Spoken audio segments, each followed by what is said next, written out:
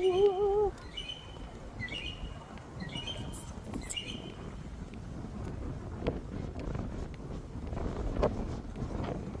time, guys. So windy. It's nice. Now, why is so windy here? Because nearby to the beach. The beach.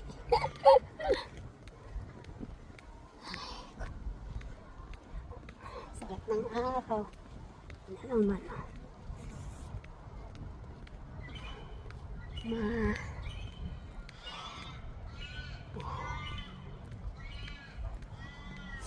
Iinom ako.